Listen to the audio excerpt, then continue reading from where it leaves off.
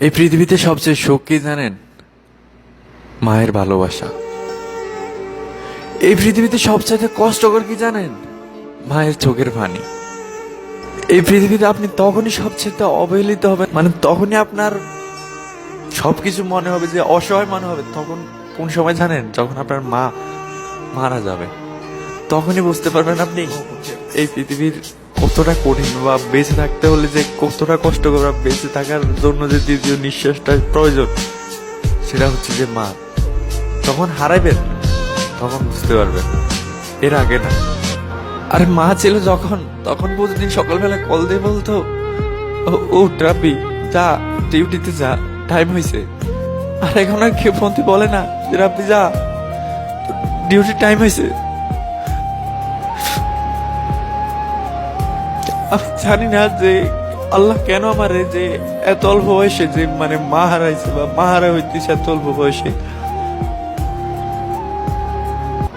আমি একটা কিছু আপনাদের সবার উদ্দেশ্যে বলতে চাই, যারা এখনো মানে যাদের এখনো মা আছে এই পৃথিবীতে, তাদেরকে বলতে চাই, ভাই আপনার মায়ের এখনো হয়তো মর্যাদা পান না, বা মর্যাদা দেন না মাকে, বা অতটা ভালোবাসেন না, বা এখনো হয়তো আপনার মায়ের কথাগুলো ভালো লাগে না। আমিও ছিলাম এক সময়, যখন মা সকালবেলা বলতো নামাজ পড়তে বলতো, তখন চিল্লাচিল্লি করতো মায়ের সাথে, ভালো লাগতো না মায়ের কথাগুলো। কিন্তু এখন সেই কথাগুলো মিস করতেছি। সেই কথাগুলোর জন্য আজকে এখন মানে খারাপ লাগতেছে যে মা এখন আর বলতেছে না যে কথাগুলো। আপনাদের সবার উদ্দেশ্যে বলতে চাই, যাদের মা এখনো বেঁচে আছে, প্লিজ মায়ের ভালোবাসাকে ধরে রাখুন। হয়তো এখন পাচ্ছেন মায়ের ভালোবাসা, যেদিন হারাইবেন সেদিন হয়তো হাজারো চেষ্টা করে, হাজারো কান্নাকাটি করে সে মায়ের ভালোবাসাকে আর ফিরে পাবেন না। যান, বলুন সরি মাকে, মাপ চান মায়ের কাছে, জীবনে যত ভুল করছেন।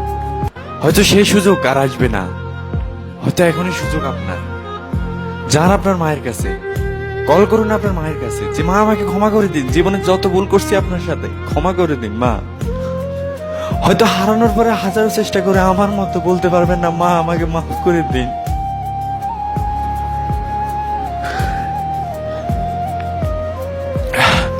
তো যাই হোক, সবাই ভালো থাকবেন, সুস্থ থাকবেন, আল্লাহ হাফেজ। আর সবাইকে আমি একটা কথা বলতে চাই যে মায়ের যত্ন করুন, মায়ের দেখাশোনা করুন। হয়তো আজকে মায়ের জন্য মায়ের অত ভালো লাগতেছে না, বা মায়ের কথাগুলো ভালো লাগে না, একদিন হয়তো মায়ের কথাগুলোকে, মার গুলাকে মাঝে আপনাকে মানে একটা সময় ছিল যখন যা মা আমাকে মারতো, তখন মানে আমার কাছে খারাপ লাগতো যে আমার মা আমার সবচেয়ে বেশি মারে, অন্যান্য ছেলেদের মা ওদেরকে মারে না। আর এখন সেই মার মানে যে মার ছিল আমার, সেই মায়ের গুলাকে এখন মিস করতেছি। সো যান, এখনই সময়, হয়তো পাবেন না আর সময়। যান, এখনই আপনার মায়ের কাছে যান, বলুন মা আমাকে মাফ করে দিন।